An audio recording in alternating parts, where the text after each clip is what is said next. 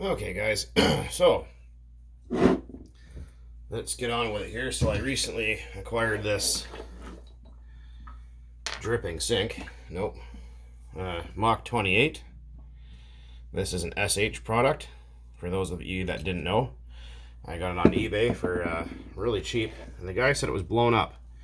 I did notice the head button's missing, but let's get into it and see what the hell happened. For you to freaking try that again. So anyways, this should be the exact same parts as a Dynamite Big Red or SH28P6. So the parts are easily obtainable.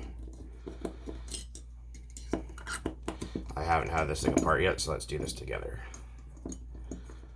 Freaking happy Saturday to everybody.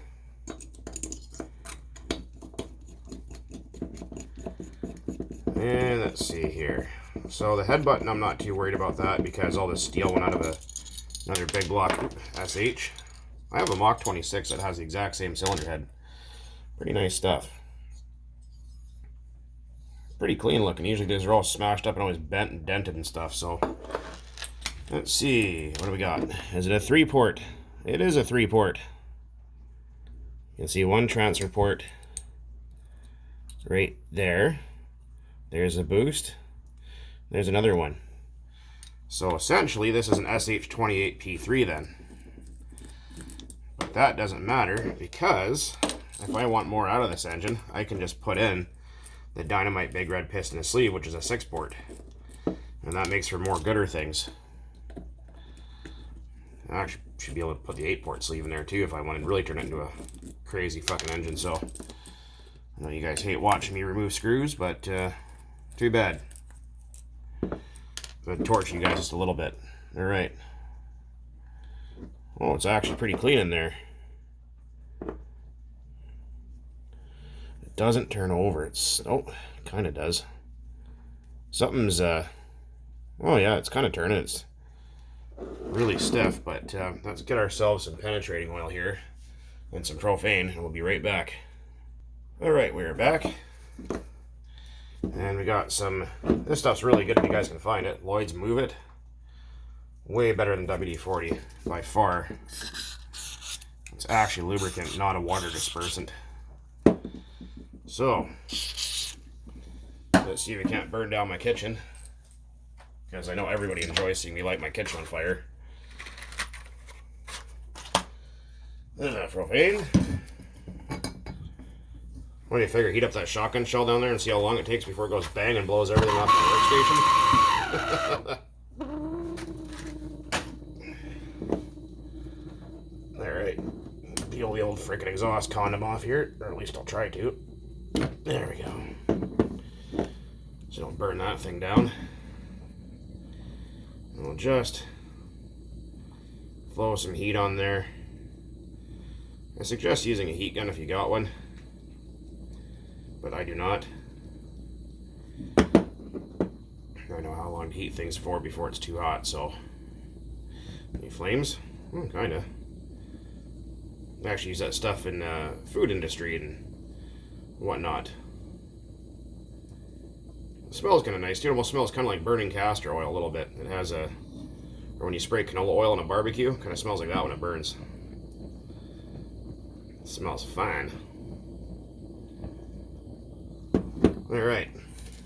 I just well caught myself in the face of that. All right. So we're nice and toasty here. Things are moving. Now this sleeve already does have a big scratch in it. Right there. So I'm not worried about hurting it. So I'm just going to take my screwdriver and just pry up on the bottom of the sleeve. Nope.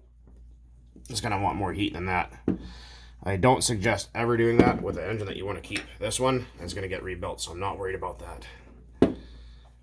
I'll be right back momentarily. Going to heat it up some more.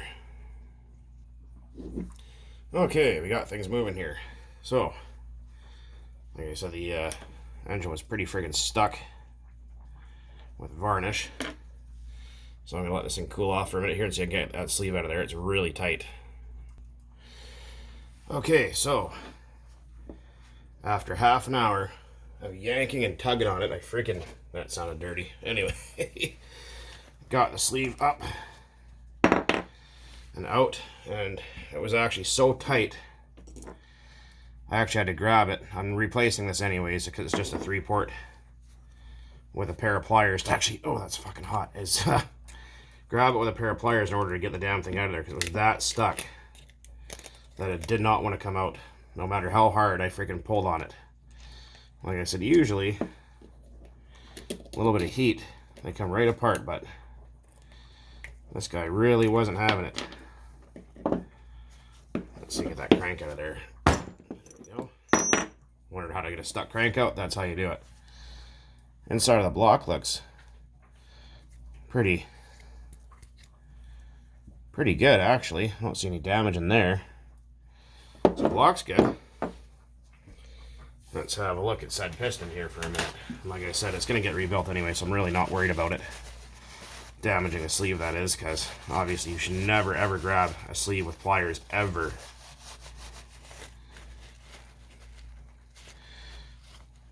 Oh yeah. You can see right here. Oh, fucking thing is hot. Jesus Christ. You can see right here. Looks like the wrist pin came out, or the wrist pin clip rather. See that piece of a... Let's see if I can get that out of there. Oh yeah. Oh shit, just went flying somewhere. I don't see where it went. But anyway, you guys get the idea. Yeah, I'm gone forever now. But yeah, so it would never run again anyways. You see that big deep scratch. Wrist pin clip came out. It's got 3 oil rings in the piston. Another big scratch there. Yeah. New keychain ornament. And like I said, this is a 3-port, so this would be exactly the same as the SH28P3 I rebuilt. That's currently in my Savage, so it'll be exactly the same. So you can see there's boost port, transfer, and exhaust. So this is in fact a 3-port. But like I was saying, I can get the the piston and sleeve out of a Dynamite Big Red and put it in here, and that way it'll be a 6-port for a lot cheaper than buying a new engine. I already have bearings and all that stuff, but when those parts come in, we will clean all this stuff up, put it back together brand new. Also, these Losi Mach engines, they use a weird size pull starter. It is an SH pull starter, but it's really strange and hard to find. They're often really expensive. So what you got to do, if you have one of these and you can't find the correct pull starter for it and it's driving you nuts, get the back plate from a Dynamite Big Red and stick it on there, and then you can use your normal SH big block pull starters, the 4 bolt hole kind. Because the Losi ones, they want you to buy a specific pull start, and yeah, I'm not doing that. Screw that idea. That's ridiculous. So, also note, they don't often come with an O-ring. Sometimes they do, so you'll have to change that, but no big deal. But like I said, all the Dynamite Big Red parts, crank, starter parts, starter shaft, all that shit, all will be exactly the same for this Mach 28 here.